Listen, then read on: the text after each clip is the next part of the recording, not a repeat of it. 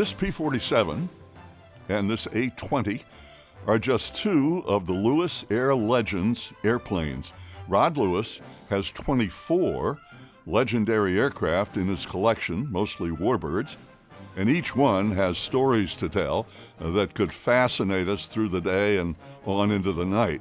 Rod is committed to maintaining and sharing the history of these airplanes and their roles in protecting our country. Those stories and about the pilots who flew these planes are coming up.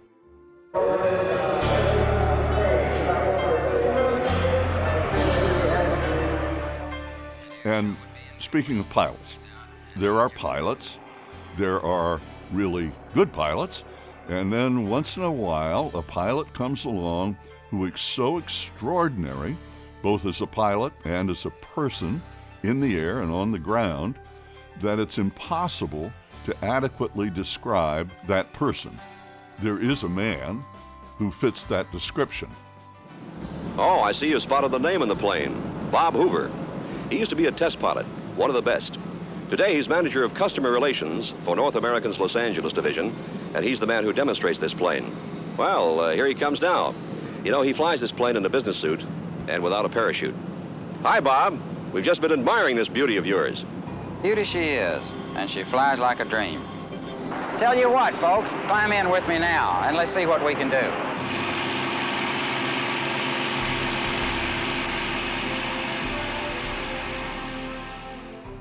In the air, in World War II, he fought to save our country from those who would try to take away our freedoms.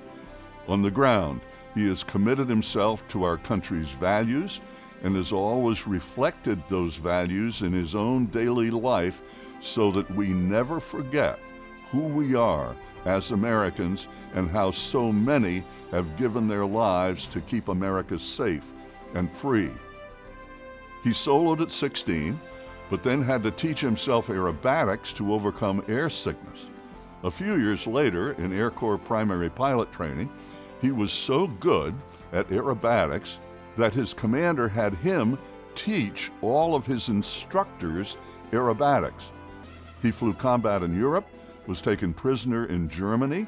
He escaped and commandeered a German Focke-Wulf 190 and flew it to Holland. After the war, as a test pilot, he flew hundreds of different models of airplanes. One flight, October 14, 1947, he flew chase on the Bell XS-1. That was man's first successful supersonic flight when the pilot lived to tell about it. Yes, he took that famous photo of the bullet-shaped rocket plane breaking the sound barrier. And who can ever forget the first time they saw Bob fly his Mustang and Shrike Commander in air shows around the world? Jimmy Doolittle introduced him as the greatest stick and rudder pilot who ever lived.